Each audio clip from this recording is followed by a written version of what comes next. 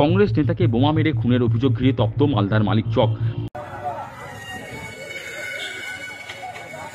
রবিবার সাত সকালে মালদাহের মানিকচক থানার জনবহুল চৌকি ধরমপুর এলাকায় খুন হলেন কংগ্রেস নেতা মোহাম্মদ সাইফুদ্দিন। তিনি মানিকচক পঞ্চায়েত সমিতির প্রাক্তন কর্মাধ্যক্ষ ছিলেন। স্থানীয় সূত্রে জানা গেছে, এদিন সকালে বাইক থেকে নেমে ধরমপুর বাসস্ট্যান্ড সংলগ্ন সবজি বাজারে ঢুকেছিলেন।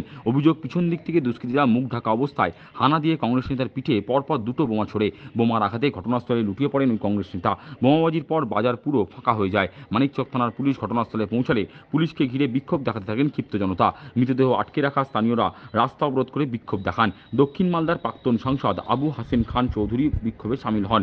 ঘটনায় জড়িতদের গ্রেপ্তারির আশ্বাসে প্রায় 6 ঘন্টা বাদে ক্ষিপ্ত জনতা বিক্ষোভ প্রত্যাহার করে নেয়। স্থানীয় সূত্রে জানা গিয়েছে, গোপালপুর অঞ্চল তৃণমূল সভাপতি শেখ নাসিরের সঙ্গে কাজিয়া তুঙ্গে ছিল নিহত ওই কংগ্রেস নেতার। দুপক্ষের কাজিয়ার জেরে মাঝে মধ্যেই উত্তপ্ত হয়ে উঠত গোপালপুর।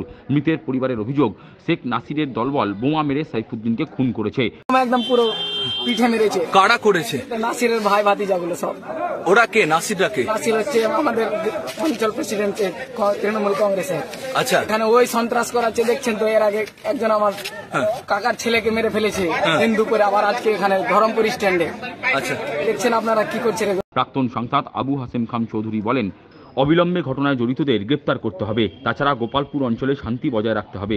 পুলিশকে বলেছি, এর আগেও একটা খুন হয়েছে, তারও কাউকে ধরা হয়নি। এটা দ্বিতীয়। আমরা এরপরে আর সহ্য করব না। আমাদের শক্তি আছে, আমরা তো এটা অচল না।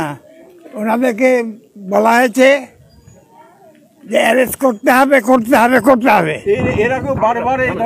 হ্যাঁ, অ্যারেস্ট না করলে চলবে না। যারা অন্যায় করেছে, সে যেই হোক, সে যে পার্টিরই হোক, যে লোকই হোক, তাকে অ্যারেস্ট করেন। এবং এখানকার লোকরা একটু অশান্তিতে আছে, তাদেরকে সাহায্য করেন, যারা যেন সেদিকে আসতে পারে। এবং আমাদের সঙ্গে যোগাযোগ রাখেন। আমাদের সঙ্গে যোগাযোগ রাখলে হবে না। কারা খুন করলো? এখন এগুলো আমার জন্য বলা ঠিক না। আমি জানি না কে করছে, কিন্তু আমি বলছি যে তাদেরকে অ্যারেস্ট করতে হবে। মানিকচকের তৃণমূল বিধায়িকা সাবিত্রী মিত্র বলেন, ঘটনায় যারা জড়িত তাদের চিহ্নিত করে দৃষ্টান্তমূলক শাস্তি দিতে হবে। তার দাবি, এটা কোনো রাজনৈতিক ঘটনা নয়, জমি জমা সংক্রান্ত বিবাদের জেরেই এই ঘটনা। আমি চাই পুলিশ